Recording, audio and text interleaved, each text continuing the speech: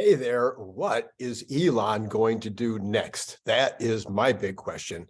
This is Randy Kirk, and I'd love to have you subscribe and be part of Patreon and all that kind of stuff. And then after you've watched a bit of the video, if this is content that you find helpful, then like it. It helps to make this available to other people. We've gone in the last 4 months from 0 to having pretty good results on a daily basis. And that's partially because you guys have been faithful to like and subscribe and then comment.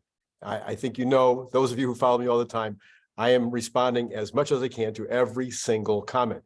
That's going to be particularly true on this one. I'd really love to hear what you think about what I'm going to say. Elon Musk is an entrepreneur. Okay, duh. Yeah, we get that, Randy. He's an entrepreneur. Yeah, he is, in my opinion, and you probably already know this, the greatest entrepreneur that I think has ever existed on the face of the earth. And what would make him great? Well, that would be that he has really big ideas, massive, huge, bigger than life ideas that I think eclipse anything really that any other human being has done in terms of ideation for businesses. And then number two, his success rate. I mean, he just knocks it out of the park over and over and over again. So that makes him a great entrepreneur. As a not so great entrepreneur, I mean, I've done okay in life, but I am an entrepreneur. I know something about how the brain works on folks like Elon, and it should be obvious to you as well. And that is, entrepreneurs always need what I call squirrel, or some people call it bright, shiny objects. And there's been some research done, and the research suggests that a true entrepreneur gets about 70% done with any company that he's building or project or product that he's building or new lines that he's producing. And he gets about 70% of the way there and he's done with it. He is bored, he checks out, he needs to move on to the next thing. And I think that probably is absolutely true of Elon. The good news is that he's very good at delegating. He's got a phenomenal staff at each of his companies. And so since these tasks are delegated away, he's not really needed that much. And that couldn't have been more evident yesterday at Investor Day. Here's this entire stage filled with people who are outstanding talents, who are showing that they really know what they're doing, who are innovating and making changes in the various lines. Now, are they Elon? No. That was also evident. There's a gravitas difference. You could see it, I could see it. There's a difference between Elon and the rest of the folks on that stage. Does that mean there's nobody in the organization that could fill his boots? Probably not, because he is the greatest entrepreneur of all time and they break the mold. Take any sport, take any actor, actress, take any kind of skill set, and you're going to find, you get this one star. In baseball, we call them freaks. You get this one freak that comes around once in a while and he's 15 years old and he can throw the ball 80 miles an hour. But then you don't get another one. So that's kind of how I look at the Elon Musk enterprises right now, is they are all beautifully aligned and set up and designed to run with or without Elon. Now, will they run as well? We saw this with Apple. Since Steve Jobs died, Apple has not been the same. Nobody thinks Apple's been the same. Now, it hasn't been bad.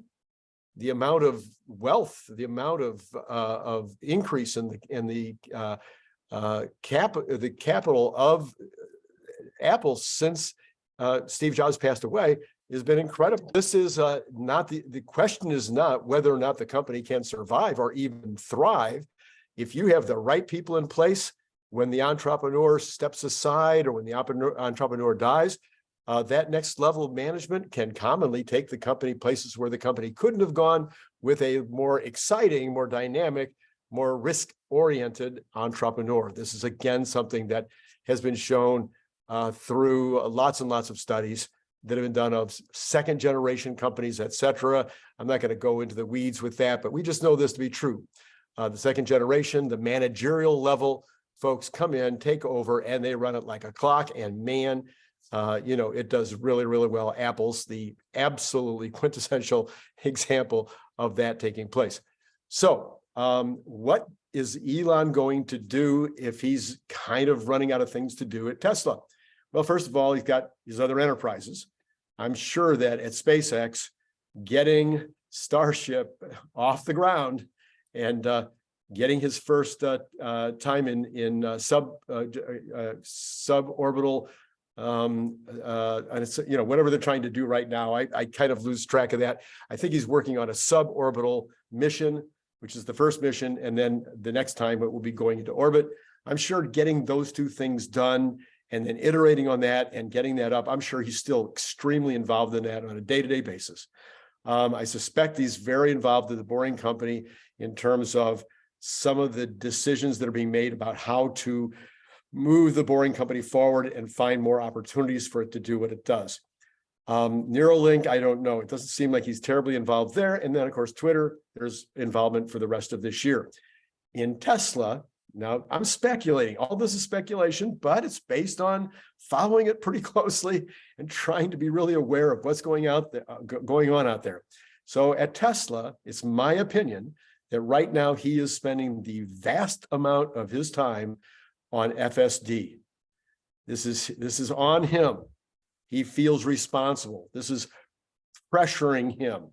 He needs to see FSD follow through, happen, so that his promises come true, and so that the company can explode in terms of revenues, profits, and an amazing future for the world. He needs all of those things to happen. So I'm pretty confident that he's in on all the high level and maybe some of the lower level meetings, trying to figure out how to get these last pieces of FSD to actually work. And then once it does, incorporating that into the robotaxi concept, which is not as easy as it may sound to develop the app and everything that's going to go around that. So I think that's where his number one time spent is at Tesla right now.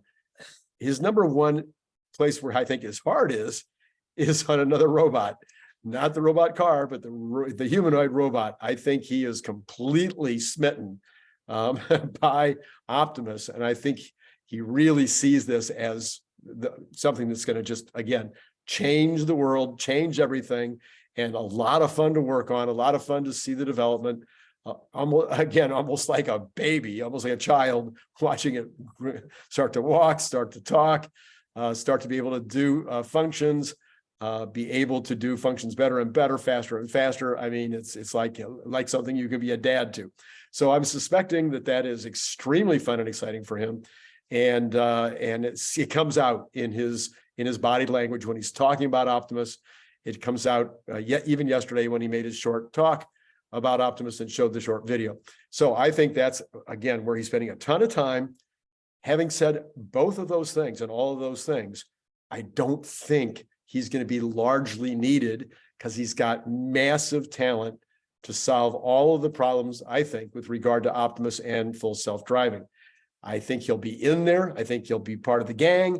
He'll be, part of the day-to-day that's helping to make some decisions and figure it out, because they can use his big brain to clearly make things happen faster and potentially do breakthroughs that wouldn't help otherwise. But I think that there's going to be a couple of breakthroughs here and there on both products, and then he's kind of going to be looking for more work. So that sounds crazy, and it may not be something you want to know, that Elon's going to run out of things to do at Tesla. But I think that there's plenty of other opportunities. I think, and I put a poll out today, and it hasn't had time to really mature yet. But in the first few minutes of the poll, about 10 people voted, and half of the people that voted said that they thought he would be going after Tesla homes. And I think there's a lot of evidence that this is true.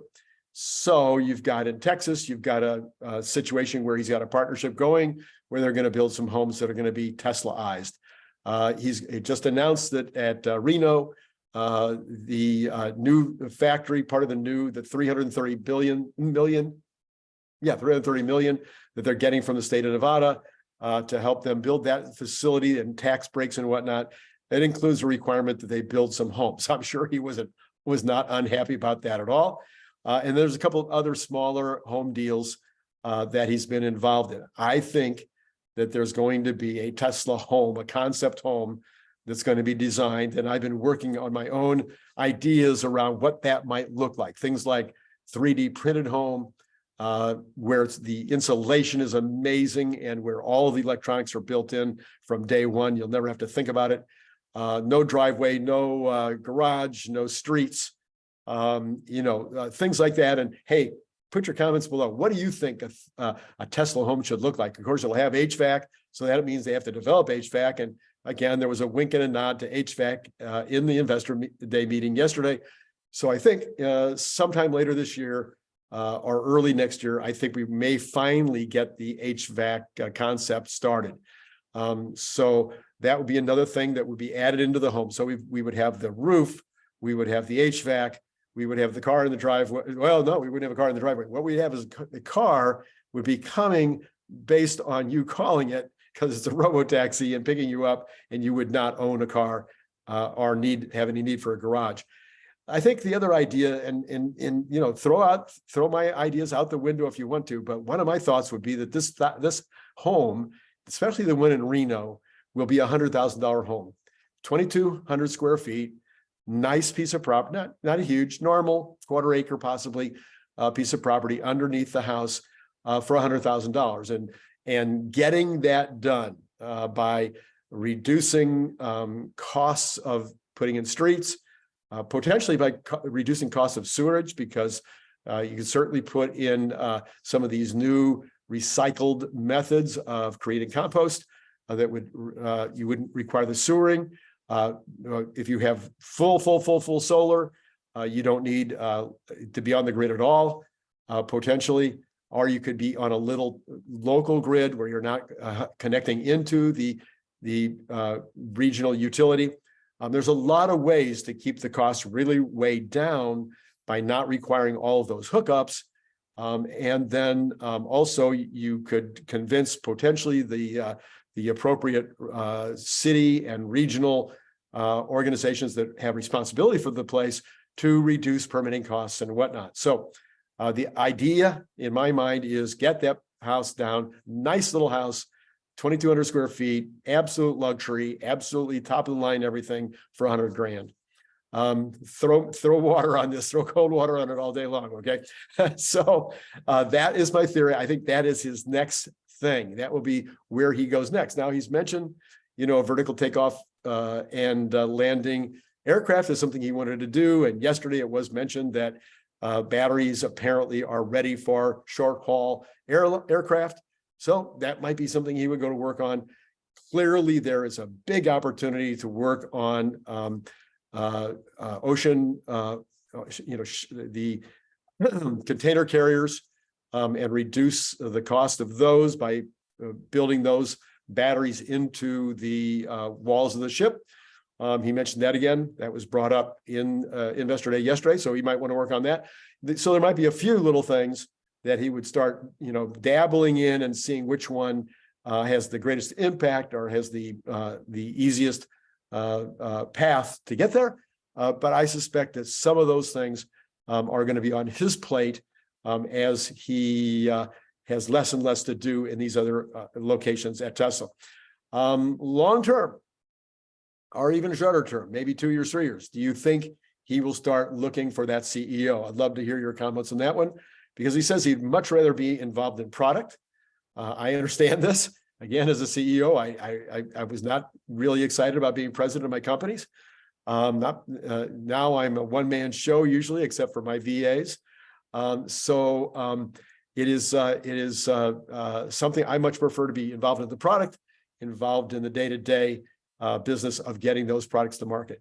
So, and he says that he's exactly the same way. So if he wants to be involved in the product, will he maybe be involved in lots of products, getting, many more flamethrowers and perfumes on the market? Anyway, if this comment's been helpful to you, let me know. I think this is important stuff in terms of the future of Tesla for investors, for stakeholders, and for people that just love to follow Elon Musk. So, hey, once again, as always, it's been great talking to you.